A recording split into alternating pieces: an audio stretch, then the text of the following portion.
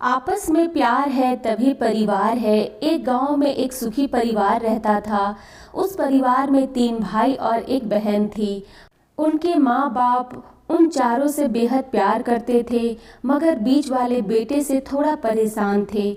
बड़ा बेटा पढ़ लिख कर डॉक्टर बन गया था और छोटा बेटा भी पढ़ लिख कर इंजीनियर बन गया था, मगर बीच वाला बेटा बिल्कुल गंवार और आवारा किस्म का था।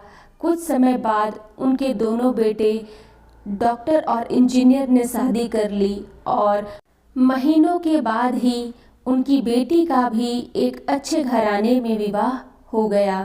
मगर बीच वाला बेटा अभी भी कुंवारा ही था।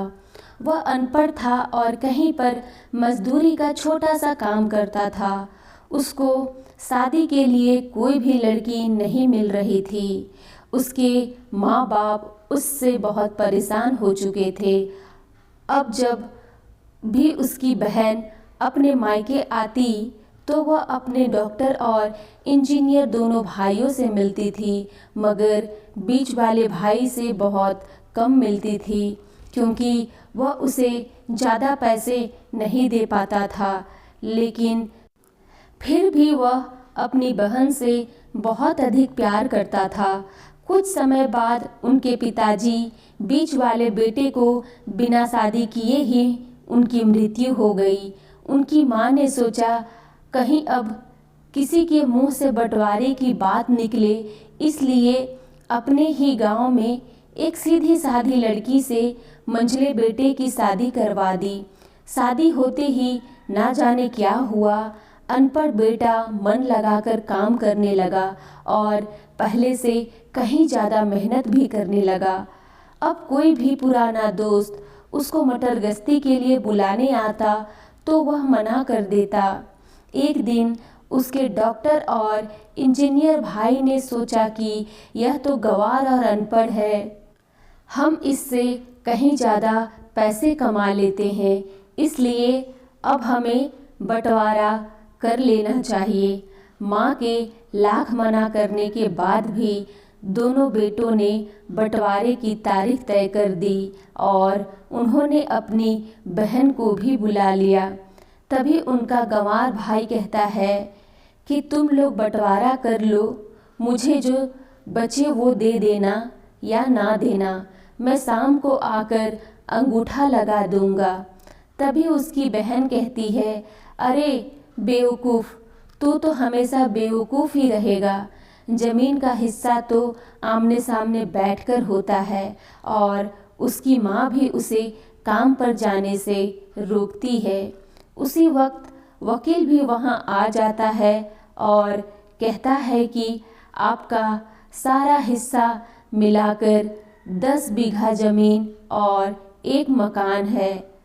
अब यह बताओ किसको कितना हिस्सा देना है, मैं उसी हिसाब से कागज़ बनवा दूंगा।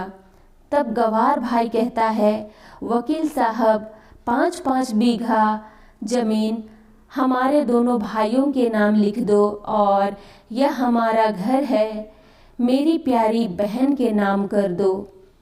तब दोनों भाई पूछते हैं कि तू अपने हिस्से में क्या लेगा। गंवार भाई कहता है कि मेरे हिस्से में मेरी प्यारी माँ है। वह अपनी पत्नी की तरफ मुस्कुराते हुए कहता है, क्यों, क्या मैंने गलत कहा? उस गंवार और अनपढ़ की पत्नी अपनी सास से लिपट कर कहती है, माँ से बड़ी वसीयत क्या होगी मेरे लिए। उसी वक्त उसका गंवार पति भी अपनी माँ से लिपट जाता है। गंवार बेटे और बहू के प्यार ने जमीन जायदाद के बंटवारे को एक सन्नाटे में बदल दिया। तभी बहन अपने गंवार भाई के गले लगकर लिपट कर रोते हुए कहती है, माफ़ कर दो भैया, मैं आपको सम्मान नहीं दे सकी। तभी उसका भाई कहता है, मेरी प्यारी बहन, इस घर में जितना अधिकार हमारा है उतना ही तुम्हारा भी है। और रही बात बंटवारे की, तो बंटवारा नहीं करने से जीवन खत्म तो नहीं हो जाएगा। क्यों करते हैं हम बंटवारा? क्या हम एक साथ मिलकर नहीं रह सकते? जैसे हम बचपन में मिलकर खेलते रहते थे, एक साथ मिलकर रहने को ही तो कहते हैं एक अच्छा परिवार। और उसके परिवार को संभालती है एक माँ। तभी उसके दोनों भाई भी बहुत शर्मिंदा होते हैं और वह बंटवारा के सभी कागज़ फाड़कर फेंक देते हैं। और उस दिन के बाद से उनका पूरा परिवार खुशी खुशी एक साथ रहने लगा। धन्यवाद।